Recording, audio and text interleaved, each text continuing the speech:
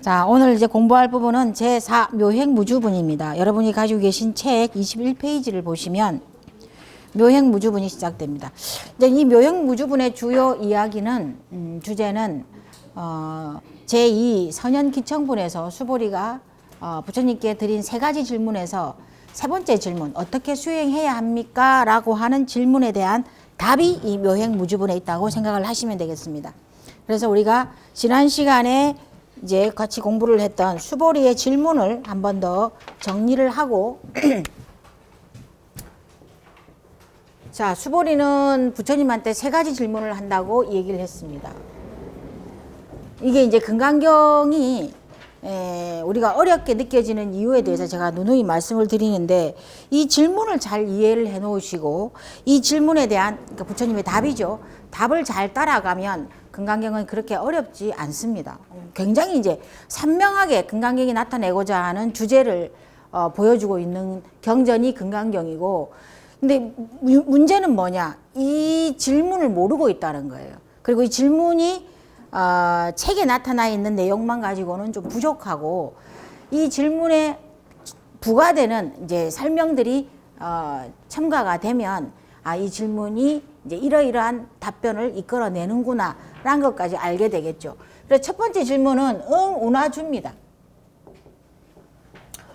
어떻게 살아야 할까요? 라는 질문입니다. 그래서 여기에 대해서 부처님께서는 제3 대승정종분에서 주 사심으로 살아라 라고 얘기합니다. 사심. 그 사심이 이제 광대심, 제일심, 상심, 부전도심이라고 말씀을 드렸습니다.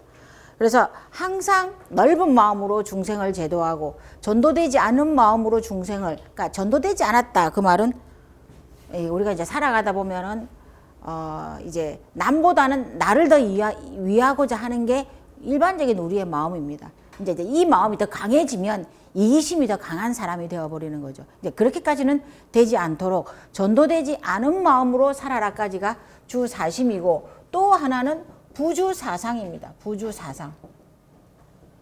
아상인상 중생상이라고 하는 자아라는 의식을 너무 과하게 내세워서는 안 된다는 거예요. 자아에 대한 관념, 개아에 대한 관념, 인상, 개아에 대한, 개개인들이 다 가지고 있는 그런 인격적 존엄성들이 다 있는데, 우리는 어떻게 이렇게 이제 사회생활을 하면서 또 이제 사회적 인간으로 변모해 가면서 내가 가지고 있는, 아니면 저 사람이 가지고 있는 사회적 지위나 그 사람이 가지고 있는 여러 가지, 그 사람을 둘러싼 여러 가지 부대적 요소들로 인해서 그 사람을 평가하고 또 나를 평가하는 거예요. 그런 것들로 그 사람들을 평가해 버리면은 개아가 인정되지 않는 거예요. 개아. 개아라는 관념을 가져서도 안 된다는 것이고, 그리고 중생상, 수사상까지도 마찬가지입니다. 그래서 영혼이 있다는 관념까지도 가지지 않고 살아가면 어떻게? 중생심을 항복받는다는 거죠.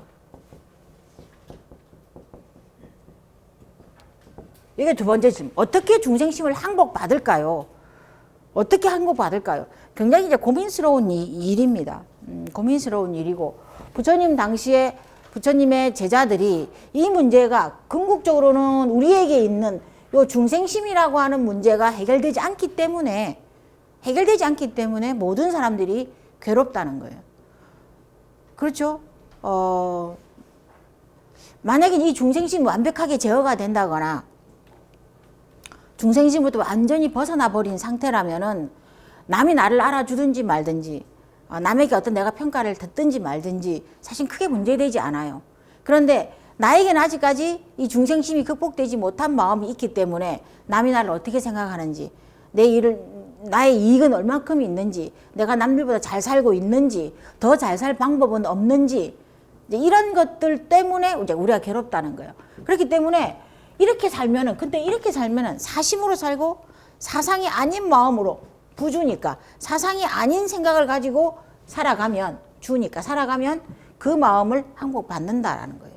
이게 이제 수보리가 첫 번째 질문이고, 두 번째 질문이고, 세 번째 질문은 운하수행입니다. 운하수행. 어떻게 수행할까요? 어떻게 수행할까요? 이게 또 이제 중요한 질문이다. 사실은 근데 이제 구마라집 같은 우리가 보고 있는 이 그 교과서, 그러니까 그 교재죠. 교재를 번역한 구마라집 같은 경우에는 사실은 이 질문을 생략했습니다. 이 질문은 없어요. 근데 이제 구마라집 이외에 나머지 금강경에 권위가 있는 번역가들은 이 운하수행이라고 하는 질문을 넣었단 말이에요. 그럴 수밖에 없는 게 제4 오늘 배우게 될 제 네 번째 묘행무주분에서 어떻게 수행해야 할까요? 라는 답변을 부처님이 합니다. 그러면은 구마라집이라고 하는 이 위대한 번역가가 이거를 이 질문을 생략한 이유는 뭐냐? 포함되어 있다는 거예요. 어떻게 살까요를 고민하는 사람이 부처님의 가르침을 실천하고자 하는 선남자 선녀에는 마땅히 어떻게 살아야 할까요?를 고민하는 사람이 수행을 잘못할 리가 없다는 거예요. 중생심을 어떻게 항복을 받아야 될까? 나에게 있는 이 중생심이 어떻게 하면 제어가 될까를 고민하는 사람이 수행을 잘못할 리가 없다는 거예요. 잘 그릇된 수행을 하지 않을 거라는 거죠. 그런 의미에서 이걸 생략을 했다는 거죠. 구마라집은. 근데 이제 우리는 나머지 번역가들, 유격본의 번역가들을 의견을 참고해서 여기에 나오는 이 운하수행, 어떻게 수행해야 할까요? 라고 하는 질문을 되살리는 거죠. 되살리면은 이 질문에 대한 답변은 오늘 배우게 될 이제 제4 묘행무주분에서 나오는데, 무소주 행어보시라는 말이 부처님이 이 질문에 대한 답으로 제시하고 있는 겁니다. 보시하라. 보시하라. 근데 어떤 보시를 해야 되느냐? 이게 집착함이 없는 무소주니까 무소주. 무소주라는 말은 이제 그런 말이 있어요. 중국 책 가운데에 책은담이라고 하는 책에 보시를 우리는 이제 보시라는 얘기를 참 많이 들어요. 절에 들어오면. 근데 뭐 사회적으로 얘기를 하면 기부예요. 기부고 뭐 기여하는 것이고 뭐 헌신하는 것이 이게 다 보시에 해당이 되죠. 근데 이제 책은담에 보면은 보시는 어떤 대상이 하는 것이 가장 좋으냐 하면은 시은어, 시주의 은혜는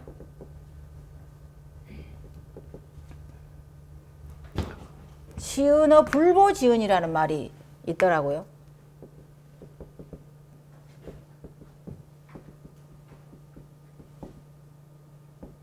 그러니까 이 보시라는 것은 은혜를 갚을 수 없는 사람에게 하라는 거예요. 근데 우리는 안 그러죠. 우리가 보시를 한다 그러면은 그 보시의 대상이 그 보시의 대가로 어떤 것을 기대하는 사람한테, 기대할 수 있는 사람한테 우리는 보시를 하거든요, 보통은. 근데 그 보시는, 이때의 보시는 내가 받을 수 없는 사람, 정말로 어렵고 꼭 필요한 사람에게 받을 것을 예상하지 않고, 기대하지 않고 시은을 베풀라는 거예요. 시주의 은혜를, 보시를 하면 이게 이제 금강경에서 말하는 무소주가 되는 거예요. 무주상 보시, 또 무소주에 해당되는 보시가 된다는 거예요. 왜? 전혀 기대를 하지 않는 거예요. 전혀 기대를. 나는 그냥 나의 할 일을 할 뿐인 거예요. 나의 할 일을 할 뿐이고, 그리고 그 사람은 그 보시로서 사회적 역할을 또 다 하겠죠. 그 정도의 관계가 가장 좋은 상태의 보시이고, 그걸 불교에서는 무소주 또는 무주상 보시 이렇게 얘기합니다. 이거를.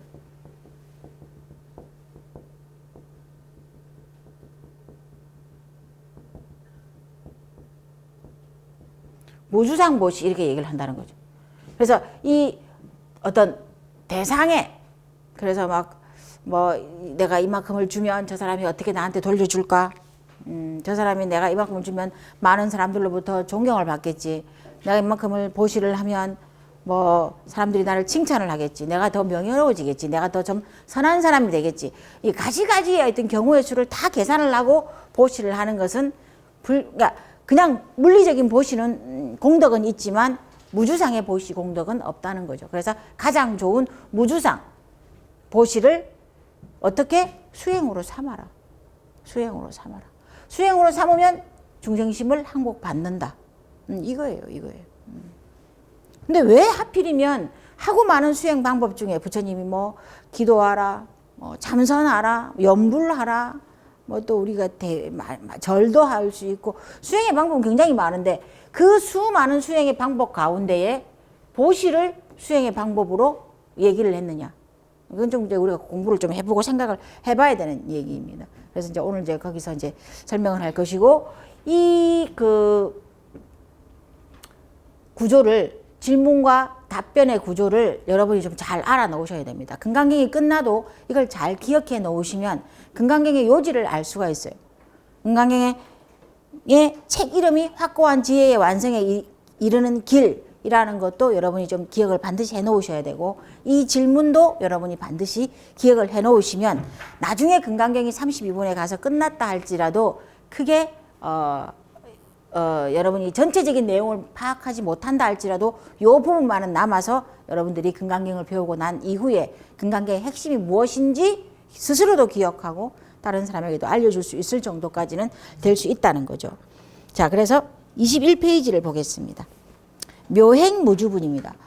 자, 여러분 한번 보십시오. 여기서 그러면 스님이 제가 설명한 대로 여기서 어떻게 수행할까요? 라고 하는 질문에 대한 답변을 부처님이 대답하시는 단락이 지금 묘행무주분인데 부처님의 답변은 제가 미리 말씀을 드렸다시피 보시로서 집착 없이 보시하라. 끊임없이 보시하는 것이 좋은 수행의 방법이다. 이렇게까지 얘기를 했는데 묘행무주분이라고 하는 데는 보시라는 말이 하나도 없어요. 그잖아요? 하나도 없어요. 근데 22페이지 한번 보십시오. 이 책을 한글로 번역을 했을 때, 이 단락을 한글로 번역했을 때 집착 없는 보시 이렇게 이제 번역이 된단 말이죠. 그러면은 자, 우리가 지금 말씀드리고자 하는, 제가 말씀드리고자 하는 어떻게 수행해야 할까요? 라고 하는 답변하고 거의 비슷한 번역이 되어 있는데 보시에 해당되는 부분이 묘행입니다. 묘행. 우리가 제목으로 굳이 이제 따져보자면 묘한 행위를 하라는 거예요. 그러니까 묘한 행위는 성경에 나오는 것처럼 오른손이 한 일을 왼손이 모르게 하라는 거예요. 둘 다 나에게 있는 왼손이고 나에게 있는 오른손인데 내 신체에 붙어 있는 오른손 왼손조차도 서로서로의 일을 모를 정도로 그러한 오묘한 미묘한 그런 행위를 선한 행위를 끊임없이 하는 것이 묘행이라는 거죠. 묘행. 묘행이고 무주라는 거는 말씀드린 바대로 무주상입니다. 무주상. 자, 그래서 첫 번째 단락을 한번 보겠습니다. 다시 수보리야. 이제 앞에 이야기는 끝났죠. 대승정정본에서는 어떻게 살아야 할까요? 라고 하는 답변을 했고 여기서부터는 부차 수보리야라는 말은 다시 이제 질문으로 돌아가서 얘기를 해보자면 하는 말이겠죠. 그래서 부처님께서 수보리에게 말을 하는 부분입니다. 보살의 법에, 보살이 법에 대해서 여기서 이제 법이라고 하는 개념을 여러분들이 좀 잘 이해를 하셔야 돼요. 불교에서 법이라는 말은 굉장히 많이 쓰입니다. 도가에서는 도라는 말이 많이 쓰이고, 그죠? 도가에서는 어떻게 도와 관련된 도가 이렇게 쓰면 안 되겠어요.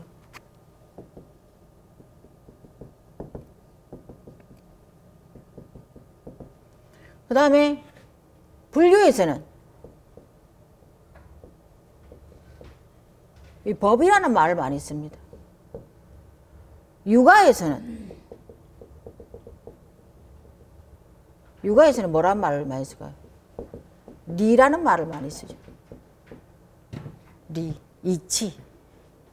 천하를 운행하는 이치. 성리학 할 때 리. 예, 리를.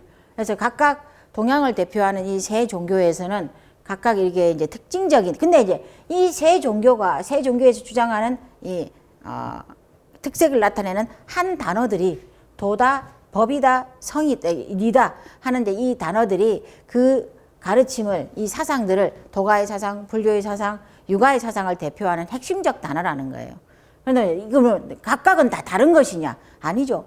표현이 다를 뿐이지 각각의 의미는 거의 똑같은 의미라고 보시면 된다는 거죠. 그래서 불교에서는 이 법이 굉장히 많이 쓰이고 다양하게 쓰이는데 이 법이라는 말은 몇 가지 이 설명으로 나타날 수 있습니다. 첫 번째는 진리라는 의미입니다. 진리의 의미로서의 부처님의 가르침, 불법승 삼보에서 법에 해당되는 불법 승산보라고 얘기를 하죠. 거기에서 법에 해당될 때 부처님의 가르침, 진리 그 의미로서의 법을 나타날 때가 많이 있습니다. 그래서 이제 이제 문장에서 불교 경전 가운데 문장에서 법이라는 말이 나오면은 어디에 어떻게 해석을 할지를 좀 살펴봐야 되는데, 그 다음에 두 번째로는 여기는 존재, 모든 존재를 말합니다. 모든 존재. 뭐 나라고 하는 존재도 법에 해당이 되고, 그리고 사물, 생명체가 생명력이 없는 사물, 저 물, 뭐 펜 이런 것도 다 사물, 이런 것들도 모든 낱낱의 존재들이기 때문에 그런 것도 법에 해당이 됩니다. 법이라고 표현을 합니다. 세 번째는 대상입니다. 대상 또는 경계, 이런 것들도 다 법이라고 표현이 됩니다. 그래서 이 법이라는, 근데 문장에서 표현이 될 때는 한마디로만 표현이 돼요. 법이라고 하는 한마디로서 표현이 되기 때문에 여러분이 문장을 보실 때 이게 진리를 말하는 법인지, 존재를 말하는 법인지, 대상이나 경계를 말하는 법인지 그걸 좀 이해를 해 놓으시면, 아, 이렇게 법은 다양한 의미로 해석이 가능하구나 라는 것을 좀 이해를 해 놓으시면 좋겠습니다. 근데 지금 제4 묘행무주분에서 보살은 여기 뭐라고 해놨습니까? 보살업법에라고 했습니다. 보살업법에. 보살업법에 해당해, 거기서의 법은 존재에 해당이 됩니다. 모든 존재에 대해서. 진리로서의 법이 아닙니다. 진리로서의 가르침, 진리로서의 법, 이렇게 이해하시면 안 되고, 여기서는 한번 보십시오. 수보리야. 보살업법에 불교를 배워서 부처님과 같은 생활의 방법으로 수행을 하고자 하는 사람은 그게 이제 보살이죠. 보살은 모든 존재에 대해서, 모든 존재에 대해서, 이제 그 존재가 뒤에 나옵니다. 존재에 대해서 이와 같은 방법으로 이와 같은 마음가짐으로 수행을 하라. 이게 이제 부처님이 답변을 하는 내용이죠. 거기 나와 있죠. 응무소주 행어 보시하라. 응무소주 행어 보시하라. 무소주라는 말이 집착하는 바가 없다는 거. 딱 이 주자가 우리가 이제 주소, 뭐 주거지 할 때처럼 딱 정착해 있다는 말이에요. 근데 이제 내가 이 대상에 대해서 어떤 마음을 가지고 보시를 하면, 아, 이것을 언제 어떻게 돌려받을까? 어떻게 나에게 뭐 어떤 명예가 돌아올까라는 걸 생각하기 때문에 이거는 무주상이 아니라는 거예요. 무소주도 아니라는 거죠. 근데 무소주가 되기 위해서는 무주 집착함이 없는 보시를 무소주 보시, 이렇게 이해를 하시면 된다는 거죠. 그래서 마땅히 집착하는 바 없이 이 주자를 머무는 바 없이 보시하라. 이렇게 말하면 좀 또 번역이 매끄럽지 못해요. 그러니까 우리 마음에 어떤 한 물건을 내가 저 사람한테 주면, 굳이 남녀 간에 사랑을 할 때도 마찬가지예요. 저 사람이 내가 사랑을 이만큼 주면 저 사람이 나한테 사랑을 그만큼 줬으면 좋겠어요. 그래야지 내가 좀 더 공평하게 대우를 받는 것 같단 말이야. 근데 이제 부모가 자식을 사랑하는 마음은 또 다르죠. 자식이 또 부모를 사랑하는 마음도 다르죠. 근데 그것도 마찬가지예요. 부모가 자식을 사랑하는 마음도, 자식이 부모를 존경하고 사랑하는 마음도 왔다 갔다 해야 돼요. 그래요, 안 그래요?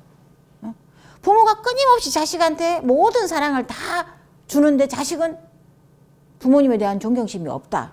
아니면 공경하는 마음이 없다. 이러면 또 부모도 이 마음이 일어나지 않아요.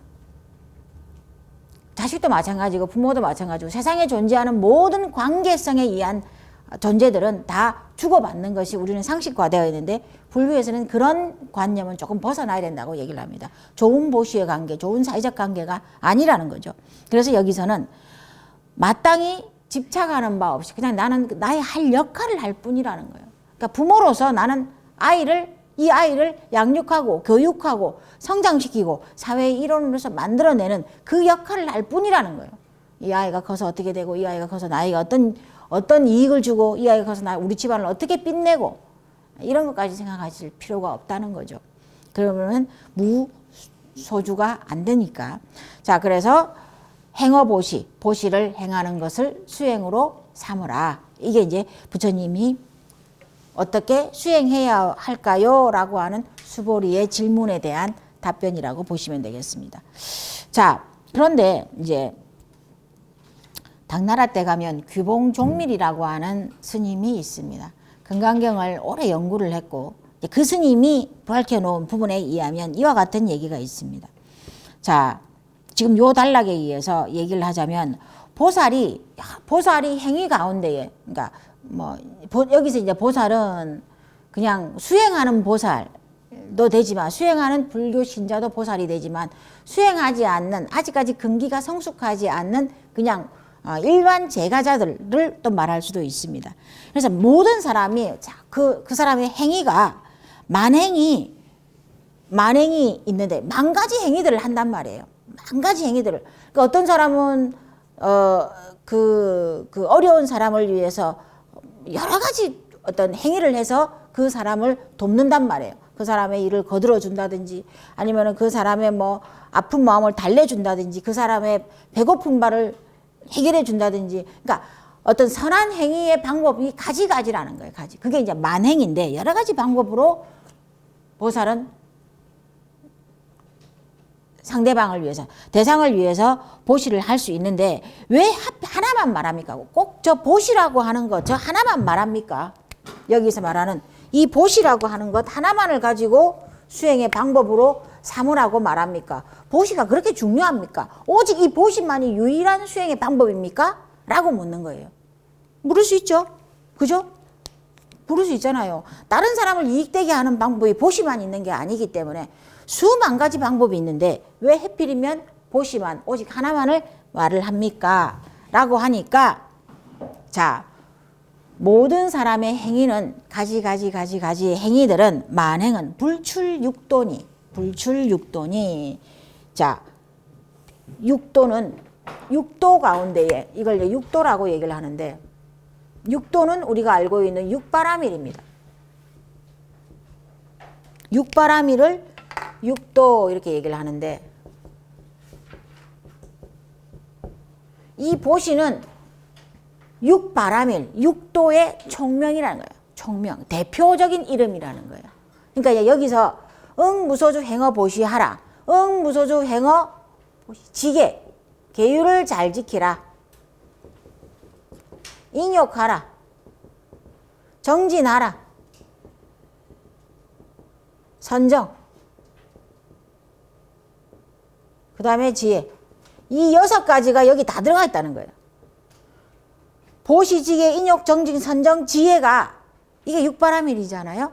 이 육바라밀을 다 나열할 수 없으니까 보시는 만행 가운데에 가장 으뜸이 되는 것은 이 육도를 벗어날 수 없다는 거예요. 육도가 6가지 육바라밀이 가장 대표적인 수행의 방법인데, 보시락을 굳이 이름을 보시를 하나 제일 먼저 든 것은 보시가 이 육바라밀의 총명이기 때문에 그렇다. 가장 도가라는 이름이기 때문에 그렇다. 이렇게 설명을 하는 것입니다. 그러니까 굳이 보시가 아니라 할지라도 나는 계율을 잘 지키는 것으로 수행을 삼겠다 해도 되는 거죠. 나는 잘 참아내는 것, 인욕을 잘 하는 것으로 수행을 삼겠다. 그렇게 해도 수행을 어떻게 수행해야 할까요? 했으니까 수행을 삼아서 중생심을 항복받는 것으로서 나는 선남자 선녀의 역할을 다 하겠다 해도 맞는 거고, 정진, 선정, 지혜 다 보시와 거의 동급으로 중요한 육바라밀 가운데 하나라는 거예요. 어떤 것으로 자기가 선택을 해서 해도 된다는 말이에요. 그래서 굳이 보시, 이제 대표하는 이름은 하나 있어야 되니까, 그래서 보시를 총명으로 들어서 보시라고 한 것이지, 보시만이 유일한 수행의 방법은 아니라는 거예요. 그죠? 이제 우리가 보고 있는 그 원문에는 그런 내용은 없으니까 후대에 금강경을 공부한 수많은 사람들이 이제 분석하기를 이와 같이 분석을 해놨다는 것입니다. 그런데 자, 이 보시를 가지고 좀 얘기를 해보자면,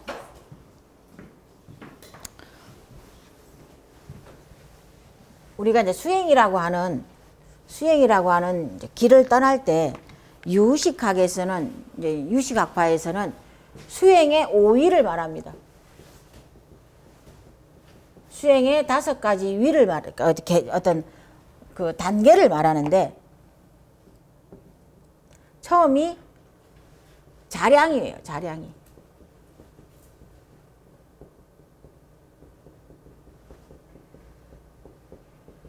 제가 이렇게 한문으로 적어도 여러분들은 그냥 한글로 적으면 돼요.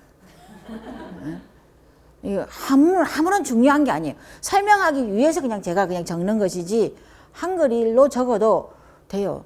내가 알아봐야 되잖아요. 내가 그 책을 다른 사람 안 봐요. 아무도 안 봐요. 나도 안 볼 판국인데 누가 여러분들이 그 책을 보겠어요. 그러니까 남이 본다 생각하지 말고 나만 알아보면 되니까 여러분은 한글로 적으시면 돼요. 두 번째가 가행입니다. 가행이. 세 번째가 통달기.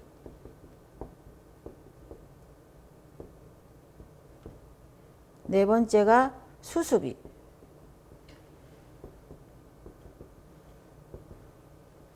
다섯 번째가 구경이. 이렇게 이제 수행의 단계를 구분하는 게 유식학에서는 이렇게 5가지의 단계로 구분해요. 근데 여기서 제일 중요한 것은 여러분이 이제 우리가 좀 의미를 좀 살펴봐야 하는 것은 자량이라고 하는 것이 자량이.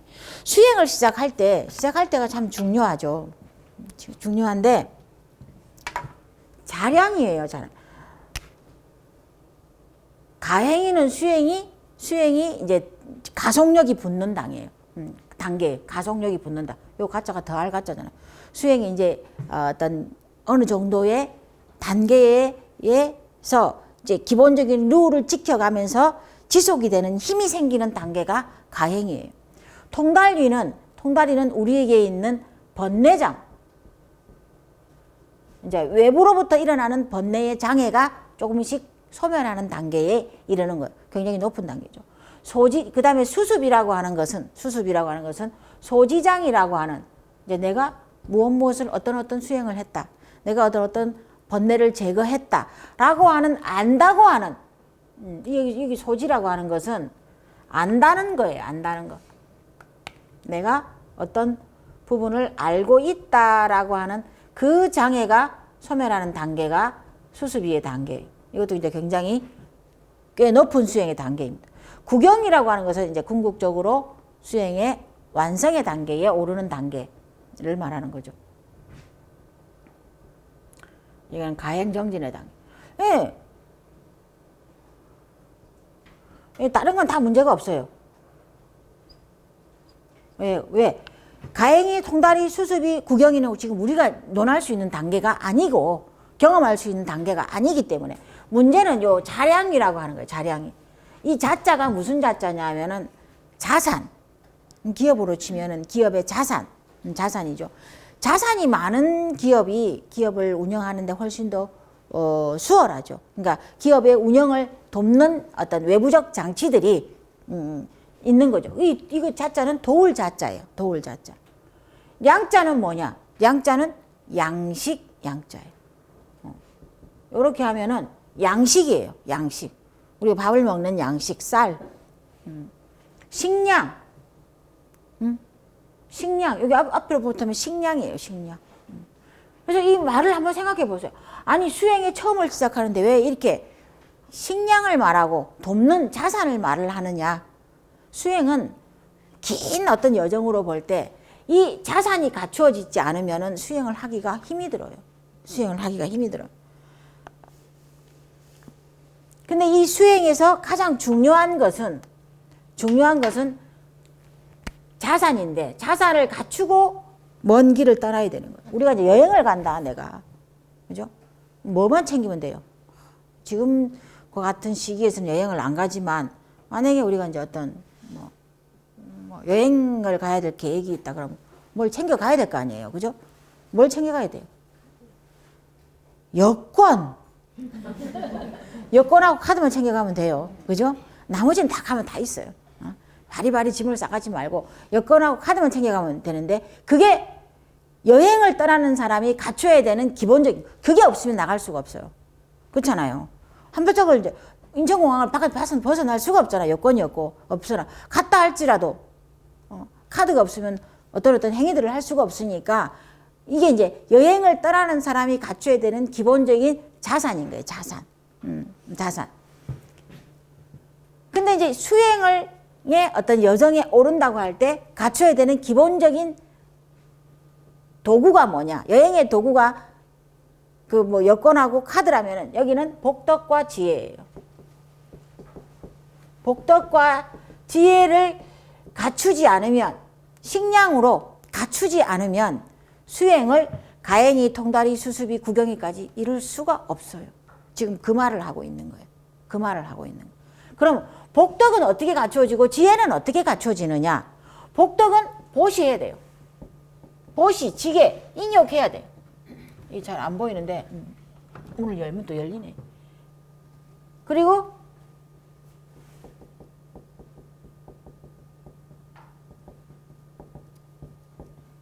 지혜는 육바람일 가운데서 선정, 전진, 정진, 선정, 지혜라고 하는 수행을 하면 선지혜는 얻어져요.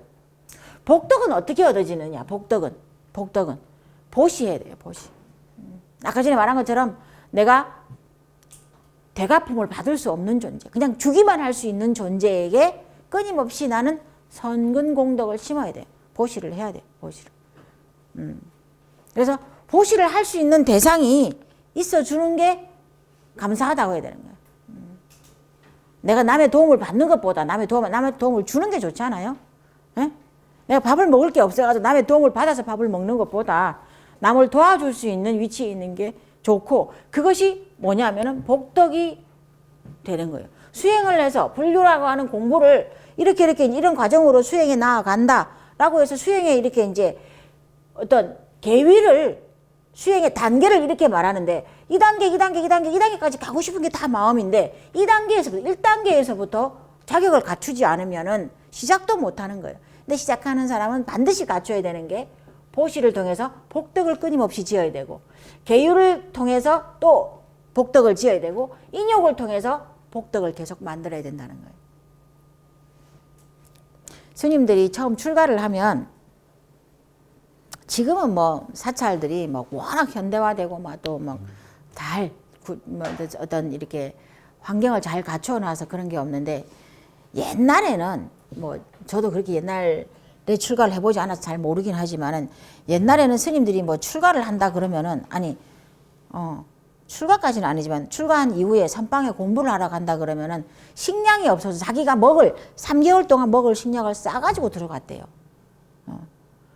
무슨 우리가 알고 있는 무슨 선원 있잖아요. 이런저런 이제 뭐 비구 스님들이 가는 선원, 비구니 스님들이 가는 선원, 견성함에 뭐 이렇게 이제 선원을 간다든지, 수덕사에 있는 견성함에 간다든지, 수덕사에 있는 선원을 간다든지, 아니면 부산에 있는 통독사에 선방에 간다든지, 뭐 이렇게 선원을 갈 때는 그 절에 먹을 게 별로 없으니까 자기가 석 달 동안, 안것 동안 먹을 식량을 싸가지고 가서 이제 그 결제를 드려야 되는 거죠. 안거를 해야 되는 것이고, 식량이 오면은 식량을 이제 뭐 많은 사람들이 가지고 올 거 아니에요. 그러면은 그 식량을 생사를 먹지 않으니까 식량을 이렇게 해서 쌀을 모아서 밥을 해야 되는데, 공양주를 자원하는 사람이 그렇게 많았대요. 공양주. 왜? 공양주가 힘들거든요. 밥을 해주는 사람. 이제 30명의 대중이 모여서 수행을 한다. 그러면 그 30명의 대중이 석 달 동안 밥을 편안하게 먹을 수 있도록 삼시세끼를 밥을 계속 하는 사람이 이제 공양주거든요. 왜냐하면 공양주를 자원하는데, 석 달 동안 공양주를 하실 스님 자원하세요 그러면 너도 나도 공양주를 하겠다고 자원을 하시는 스님들이, 옛날 스님들은 많았대요. 요즘은 다 쿠쿠가 밥을 해주지만 옛날에는 다 불을 떼서 밥을 해야 되는 거잖아요. 그러니까 이제 아침 일찍 일어나서, 다른 사람보다 훨씬 더 일찍 일어나서 불을 지피고 쌀을 씻고 밥을 해야 해서 그 스님들이 아침, 점심, 저녁을 먹을 수 있도록 다 준비를 해야 되는 거예요. 그렇게 힘든 일을 서로 하겠다고 한다는 거예요. 그게 뭐예요? 복덕을 짓기 위해서 그러는 거예요. 복덕을 짓기 위해서. 스님들에게, 공부하는 스님들에게, 나도 물론 그 일원이긴 하지만 공부하는 그 스님들에게, 함께 공부하는 그 스님들이 좀 더 편안하고 좀 더 영양가 있는 음식을 드시고 수행을 잘할 수 있도록, 내가 돈을 내어서 금전적으로 보시를 할 수 없는 입장이니까 나의 노동력, 나의 노력으로 그 스님들에게 복덕을 짓기 위해서 공양주를 자원해서 보시를 하는 스님들이 그렇게 많았다는 거예요. 요즘은 그러지 않죠. 요즘은 뭐 다 사찰마다 다 밥을 해주시는 공양주 보살님이 계시고 뭐 반찬을 해주시는 분이 계시고 해서 이제 그런 건 없는데, 옛날 스님들 말씀을 들어보면 스님들이 공덕을 지을 수 있고 복덕을 지을 수 있는 유일한 방법이, 가장 좋은 방법이 다른 스님들에게, 같은 스님이긴 하지만 다른 스님들에게 밥을 해서 공양을 하는 것을 주 업무로 하는 공양주를 자원하는 일이 많았다는 거죠. 근데 그렇게 복덕을 지었다는 거예요. 근데 그렇게 해도 그래서 왜 그렇게 공양주를 한 3년을 사는 거예요. 한 3년을 선방에서 3년, 뭐 2년, 3년을 이렇게 이제 끊임없이 공양주 소임을 사는 거죠. 얼마나 힘들겠어요. 그러고 나면 그 다음부터 자기가 원하는 수행이 이루어진다는 거예요. 왜? 그 복덕의 힘으로, 복덕이 있으면 그 다음에 지혜는 여기 가서 생기는 거예요. 지혜는. 요 가행위에 가서부터 이제 지혜가 생겨 나갈 거니까, 참선을 해서 수행을 해 나갈 거니까. 근데 복덕조차 없으면 몸이 편하고 마음이 편한 게 좋다고 다른 대중을 위해서 어떤 노력도 희생도 하지 않고 그 해주는 밥만 또박또박 받아 먹고 복덕을 짓지 않은 사람은 수행을 시작할 때 자산이 없는 거예요. 자산. 양식을 갖추지 않고 수행의 첫걸음을 내딛게 되면은 어떻게 되느냐? 아파요. 수행하는 도중에 아파요. 아프거나 그 수행의 기간을 마치지 못하는 경우들이 굉장히 많아요. 처음 출근했을 때 어른스님들 하는 말이, 행자 때 고생을 하고 행자 때 보시하고 복덕을 지은 공덕으로 평생 중노릇 한다, 이런 말씀을 많이 하셨어요. 평생 중노릇을 한다. 진짜 저게 무슨 말일까 생각을 했는데, 공부를 가만히 해보니까 처음 우리가 양식을 갖춰야 될 때 그 양식이 복덕, 보시의 복덕을 우리가 만들어내는 그런 힘이 갖추어지지 않으면, 그 공덕을 쌓아놓지 않으면 중노릇을 하는 내내 아프거나 누구로부터 이렇게 시비를 당하거나 하고자 하는 일이 잘 안 되거나 그런 경우들이 많다는 거죠. 근데 이거는 스님 얘기 들으면 해당되느냐? 아니라는 겁니다. 여러분들도 어떤 일을 한다 그러면 그 일은 저절로 이루어지지 않아요. 물론 절대적으로는 나의 노력이 필요하죠. 그렇지만 나의 노력과 함께 주변에서 나를 도와주는 외연이 있어야 돼요. 외연이. 내인이 있어야 되고, 내인은 나의 노력이에요. 노력이 있어야 되고, 여기에 외연이 붙어줘야 되는 거예요. 외연이. 이게 보호하는 힘이에요, 나를. 이게 공덕이고. 근데 이게 없다. 외연이 안 붙어준다. 내가 끊임없이 노력만 한다고 해서 이 일이 이루어지지는 않아요. 내가 하고자 하는 일이. 그러니까 분명히 목적이 좋기 때문에 이 일이 잘 지었으면 좋겠다고, 내가 원하는 일이, 내가 원력으로 세운 일이 이루어지길 바라지만 그것이 잘 안 이루어지는 경우에는 나의 공덕이 부족하구나라는 것을 알아야 되는 거예요. 복덕이 부족하구나라는 것을 알아야 되는 거예요. 그럼 복덕은 어떻게 해야 되느냐? 보시하고 계율 잘 지키고 지게하고 인욕하라는 거예요. 이와 같이 하면 내가 노력을 하는 내인, 내부적인 원인이 외연을 만나서, 외부에 나를 도와주는 힘을 만나서 어떻게? 성취라고 하는 결과를 본다는 거죠. 성취라고 하는 내가 원하는 바를 얻을 수 있는 그 일이 이루어지는 그 결과까지 일어난다는 거죠. 그런 것들이 저기에 있습니다. 그래서 우리가 처음 수행을 시작하는 단계입니다. 우리도, 여러분들도 그렇고 저도 그렇고, 그 단계에서 복덕이 없이 그냥 나는 이제 불교를 공부할래, 나는 그냥 불교를 수행할래, 참선을 해볼래, 이렇게 달라들어서 한다고 해서 그것이 드라마틱하게 이루어진다거나 내가 원하는 대로 이루어진다거나 그런 일은 별로 없다는 거예요. 그래서 저렇게 차근차근, 그래서 복덕도 나의 수행의 가장 중요한 요소이고, 그래서 부처님을 뭐라 그래요? 양족존이라고 그러잖아요. 귀불 양족존이라고 하잖아요. 양족존. 그래요, 안 그래요? 부처님을 귀불 양족존, 우리가 삼귀를 할 때 양족존이라고 할 때 양족이 뭐냐고, 양족이. 예? 두 가지를 갖추었다 할 때 귀불 양족존 이렇게 얘기를 할 때 이 두 가지가 뭐냐? 지혜와 복덕이에요. 부처님은 지혜와 복덕을 다 갖추신 존귀하신 분께 귀의합니다. 귀입을. 이게 삼귀의 할 때 부처님을 찬탄하는 개성이에요. 거룩한 부처님께 귀의합니다. 이건 우리가 의식으로 노래를 부르는 것이고, 삼귀를 한문으로 적으면 귀입을 양족존. 두 가지를 완벽하게 갖추고 계신 존귀하신 분께 귀의합니다라는 말인데 그게 두 가지가 뭐냐? 지혜와 복덕이 두 가지예요. 그러니까 지혜도 있고 복덕도 있으면은 천하무적이에요. 천하무적이에요. 근데 보통 지혜가 있는 사람은 복덕이 없어요. 복이 없어. 그래서 재성박덕이라는 재성박덕. 재주 있는 사람이 덕이 박해요. 덕이 얇아. 덕이 없어요. 근데 부처님은 지혜도 있고 복덕도 갖추었기 때문에 하고자 하는 바가 다 이루어진다는 거죠. 이와 같이 되려면 아까 전에 말한 것처럼 내인과 외인이 갖추어져서 저렇게 수행을 시작할 때, 불교를 공부할 때 여러분들이 자칫 잘못하면 나는 경전 공부만 열심히 할 거야. 나는 기도만 열심히 할 거야. 나는 봉사만 열심히 할 거야. 그러면 좋은 결과가 있겠지. 네. 그렇게만 생각하실 일은 아니라는 거예요. 복덕이 함께 해야지 내가 원하고자 하는 일들이 차근차근 잘 이루어질 수 있다는 것을 여러분이 좀 알아주시면 좋겠습니다. 그래서 규봉 스님이 이제 그와 같이 얘기를 하는 것이고, 자, 그러면 육조 해능 스님은 여기에 대해서 뭐라고 얘기를 하느냐? 보시를 수행으로 삼으라 라고 하는 부처님의 답변에 대해서 육조 해능 스님이 아주 재미난 얘기를 해놨어요. 불교를 모르고 수행하지 않는 사람들이 말하는 보시는 이와 같은 게 보시라는 거죠. 범부들의 보시는 자 신상단엄하고 오욕쾌락이 그들은 보시라고 말한다 이거예요.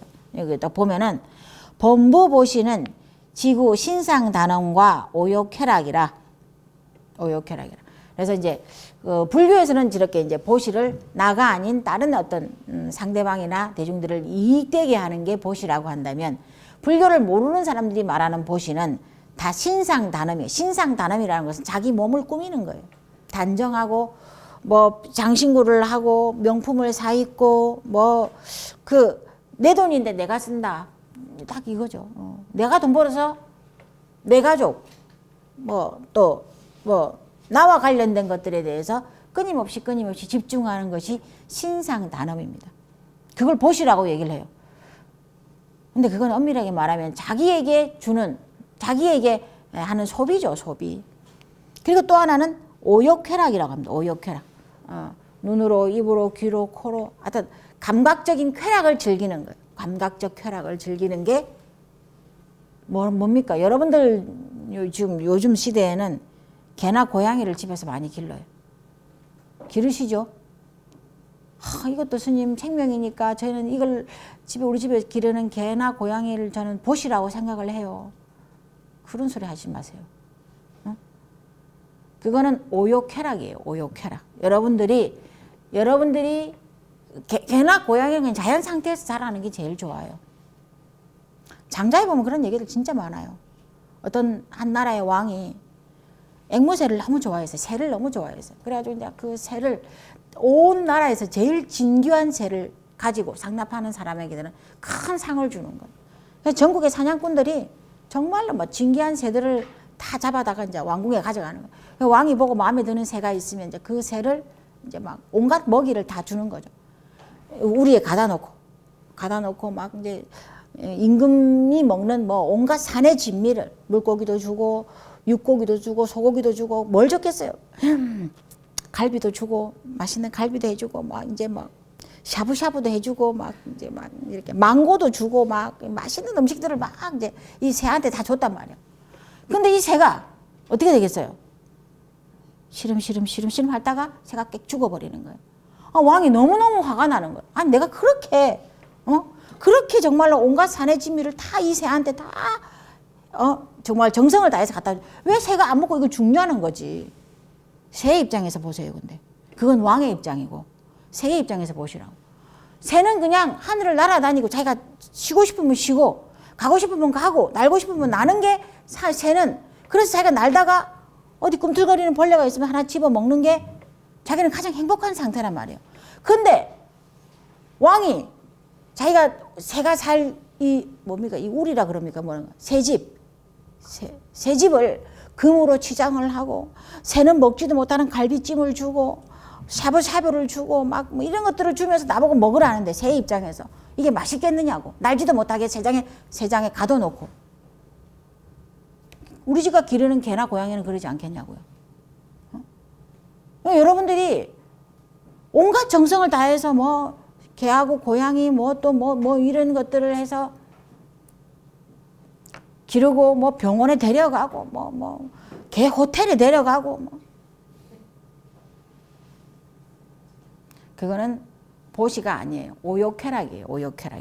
육조스님이 말한 육조해능스님이 말한 대로 내가 집에 들어갔을 때 아무도 없는 집에서 꼬리를 달랑달랑 흔들면서 나오는 고양이, 개 이쁘거든요. 나의 쾌락을 위해서 그들의 자유를 내가 붙잡고 있는 거란 말이에요. 그건 보시가 아니에요. 육조스님이 딱 이렇게 얘기를 했어요. 범부들의 보시는 신상단합, 자기 몸을 치장하는 게 제일이고 두 번째로 오욕쾌락이다. 자기의 몸과 눈과 몸과 입과 코와 이런 것들을 모두 즐겁게 하는 것에 다 소비를 하는 것이 중생들이 하는 보편적인 보시라는 거죠. 그래서 중생들의 보시에 대해서 얘기를 해놨습니다. 그런데 그 다음 단락이 더 무서워요. 그런 보시들이 그런 보시를 할 수 있는 힘이 다하면 이제 복진이 타락한다는 거예요. 자기에게 주어진 복이 다 타락을 하면, 다 떨어지면, 다 소비가 되면, 다 이제 없는 것이 되면, 다 탕진을 하면 이제 사막도에 떨어진다. 이렇게 얘기를 했어요. 지옥악이 축생으로 가야 돼요. 그러니까 내가 베풀 수 있는 입장이 되었을 때 끊임없이 복덕을 지어야 돼요. 복덕을 지어야 돼요. 그래야지 내가 하고자 하는 일이 그 복덕에 맞춰서 잘 이루어지고 또 다음 생이 없다 생각하면 뭐 그럴 것도 아니지만 설사 없다 할지라도 그 다음 생에 또 인간으로 태어나서 불법을 들을 수 있는 적어도 지옥 악이 축생 사막도에는 안 떨어진단 말이에요. 그래서 지금 여기서는 그 부분이 가장 중요한 부분이니까 여러분들이 좀 그렇게 이해를 해주시면 좋겠습니다. 자, 그 다음에 보십시오. 소위 부주색 보시. 그러면은 보시를 하는데 무주상 보시는 뭘 무주상 보시라고 하느냐? 무소주 행어 보시에서 무소주의 보시는 뭐가 무소주의 보시냐? 거기 딱 뒤에 나와 있습니다. 부주색 보시, 성향 미척복 보시라고 나와 있습니다. 그러니까 여기서 여러분이 이제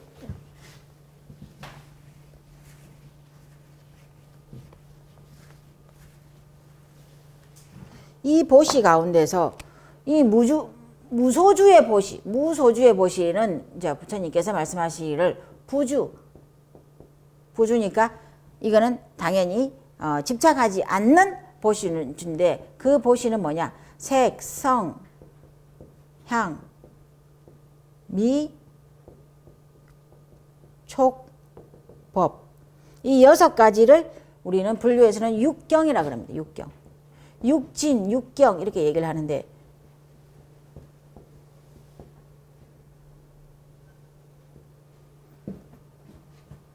우리가 색이라고 하는 것은 눈에 보이는 색, 이것도 색깔, 칼라로서의 색을 말하는 것이 아니고 대상으로서의 색을 말합니다. 대상. 이게 눈을 감고 있다가 아침에 딱 눈을 뜨는 그 순간부터 우리는 이 6가지 대상과 만납니다. 6가지의 대상 다. 색이라고 하는 대상을 만나죠. 어떤 사물입니다. 딱 보면 천정이 보이고 집안에서 내가 침대에 누워있고 천정이 보이고 벽이 보이고 일어나서 자 문을 열고 나가면 뭐 거실이 있고 테레비가 있고 뭐 이런 것들이 다 있죠. 그런 것들이 다 색이라고 하는 대상, 눈에 보이는 대상. 그 다음에 성이라고 하는 것은 소리라는 대상입니다. 소리라는 대상. 소리입니다. 소리. 온갖 소리를 다 듣죠.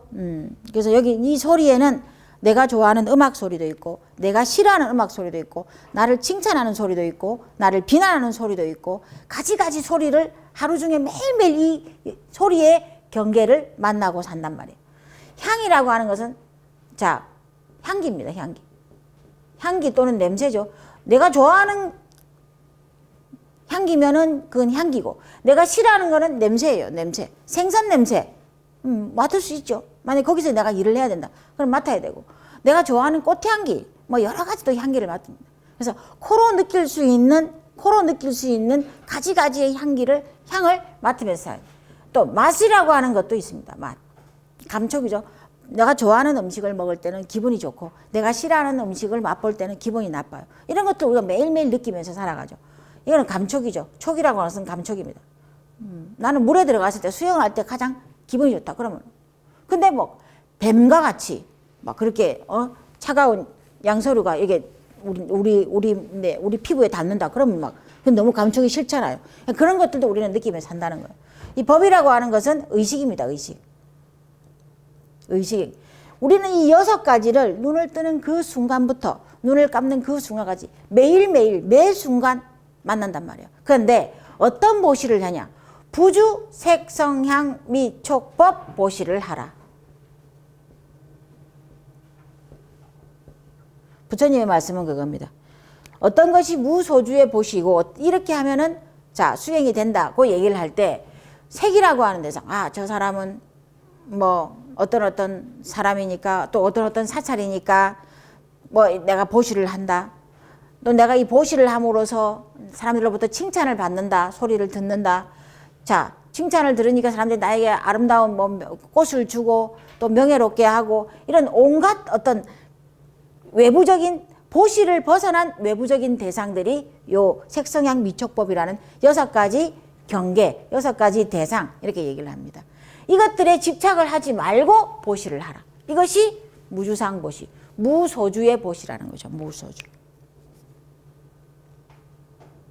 우리가 어떤 절에 소속돼 있으면 지금 우리는 뭐 어떤 절에 소속돼 있는 게 아니니까 있으면은 나는 신도 회장이니까 이만큼은 보시해야 돼. 나는 누구니까 이만큼은 해야 돼. 뭐 이런 것들이 다 색으로 보시를 한다는 거예요. 보시를 하고 싶지 않아요. 보시를 하고 싶지 않아요. 보시를 왜 못하느냐? 아깝기 때문에 못하는 거예요. 아깝기 때문에. 간탐심 때문에 못한다고 나와 있어요. 아끼고 인색한 마음 때문에 보시가 안 돼요. 보시가 안 돼요. 내가 신도회장만 아니면 안 하고 싶어요. 근데 내가 신도회장이라고 하는 직책을 가지고 있으니까 명예라고 하는 대상에 어쩔 수 없이 보시를 하는 이런 보시는 좋은 보시가 아니라는 거예요. 그래서 여기서 말합니다. 자, 사실 21페이지를 보시면 소위 부주색 보시, 이른바 색에 머물지 않고 색에 집착하지 않고 보시를 해야 되며 또 부주죠. 부주, 성향, 미촉법. 자, 소리, 향기, 맛, 감촉, 의식 대상에까지 머물지 않고 보시를 하는 것이 무소주에서 무소주의 보시라는 거예요. 정말로 좋은 보시는 정말로 수행이 될 수 있는 보시는 무소주의 보시인데 무소주의 보시는 뭐가 무소주의 보시냐? 색성향 미촉법이라고 하는 우리가 눈을 뜨면서 만나게 되는 모든 경계의 대상들로부터 완벽하게 벗어나서 보시하라예요. 이제 제가 조그만한 뭡니까 어려운 사람을 돕는 일을 하나 하고 있는데 연탄하고 쌀을 나눠주는 일이에요. 여러분들이 이제 아직도 우리나라 연탄 떼는 데가 있나요? 뭐 그러시는데 있어요. 아직도 우리나라에 쌀이 없는 사람 있나요? 있어요. 근데 어떤 분이 그러는 거예요. 스님 우리 교회 다니는 사람은 안 줬으면 좋겠어요.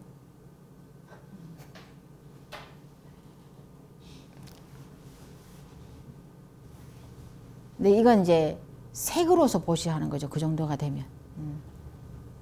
연탄하고 쌀을 나누어 준다는 것은 절에 다니는 어려운 사람을 돕자고 그 일을 만든 게 아니거든요. 가장 큰 원칙은 정말로 연탄이 없고 쌀이 없는 사람에게 도움이 되고자 그 일을 시작을 했는데 이게 이제 좀 지나다 보니까 왜 그 사람도 좀 심하긴 심해요. 그분들도. 우리한테 연탄 맞춰놓은 것, 맡겨놓은 것처럼 연탄 언제 주세요? 쌀 언제 줘요? 이렇게 전화를 해요. 그럼 이제 정말 속으로 부글부글 진짜 무슨 이게 우리가 진짜 연탄 공장도 아니고 우리가 뭐 연탄 재놓고 안 주는 것도 아니고 연탄 꼭 줘야 되는 것도 아닌데 그들은 마치 이게 이제 한 몇 년을 해오니까 마치 맡겨놓고 달라고 하는 것처럼 연탄 언제 배달 옵니까? 쌀 언제 갖다 줍니까? 이러는 거예요. 그래서 이제 그 일을 같이 봉사하시는 분이 스님 우리 이제 교회 다니는 사람 안 줬으면 좋겠어요. 그러는 거예요. 근데 이제 그렇게 하면 속상하죠. 왜 그분들도 다 자원봉사고 그런데 마치 뭐 당연한 권리를 행사하듯이 그들이 이제 그렇게 얘기를 하니까 속상한데, 그럴 때 이제 이렇게 얘기하죠. 우리가 이 일을 시작한 것은, 연탄을 나눠주고 쌀을 나눠주자고 한 것은 무주상못이라는 거예요. 교회 다니는 어려운 사람을 찾는 게 아니고, 절에 다니는 어려운 사람을 찾는 게 아니고, 그럼 교회 다니는 사람은 빼, 이 사람은 빼, 아들이 있는 사람은 빼, 또 뭐 소득이 좀 있는 사람은 빼, 노동을 할 수 있는 사람이, 능력이 있는 사람은 좀 빼, 이런 것들을 다 제하고 그 나머지 사람을 주자, 이게 아니고 누구라도 보아서 아, 저 사람, 저 집은 어렵다 싶은 사람을 도와주는 게 우리가 이 일을 만든 목적이라는 거예요. 보시도 마찬가지인 것 같아요. 보시도 그렇게 해야지 좋은 보시가 될 것 같아요.